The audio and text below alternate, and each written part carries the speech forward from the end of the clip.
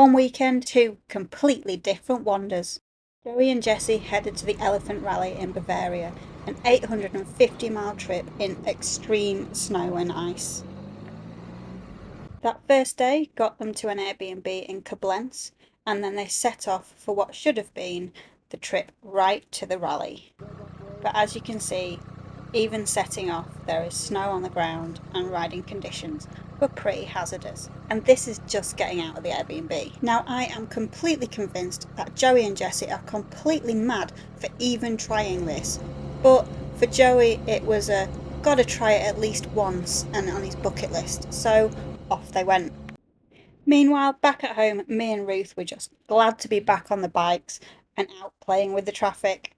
We hadn't ridden since December, and so first dry weekend, it was great to all be back together again. Daytona. We met this day Daytona, had a bit of a rev competition, which I won because my new exhaust is super, super loud. And then we went to meet Taylor, who was very pleased to see us. Meanwhile, in Germany, Joey and Jessie were freezing. They stopped at a bike shop and reassessed. They weren't going to make it before dark, so they decided to stay in an Airbnb another night. Friday morning, whilst cold, it wasn't actually snowing, so off they went and they made it, finally, under blue skies, to the Elephant Rally. The Elephant Rally is pretty hardcore. You have to bring a street legal bike and you have to carry all of your gear with you. It's not uncommon to see bikes being dragged up hills by people, but there's a great sense of community and every bike that gets dropped gets picked up and then a beer gets put in your hand.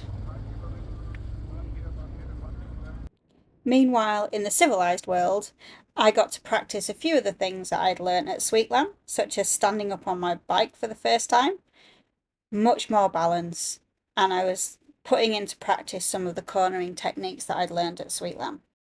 I was navigating this time, but as soon as Taylor knew where she was off. And so I pushed Ruth through past me so that the 125s were in the middle.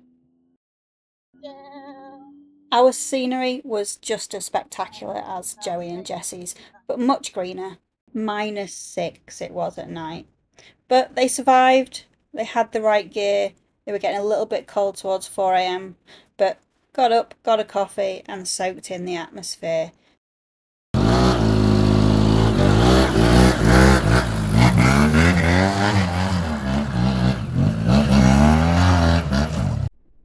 It was much more peaceful on Saddleworth Moor.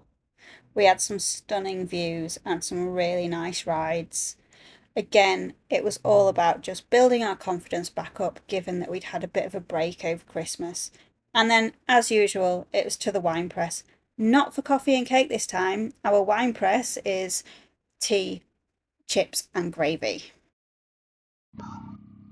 13 hours it took them to get home on Monday.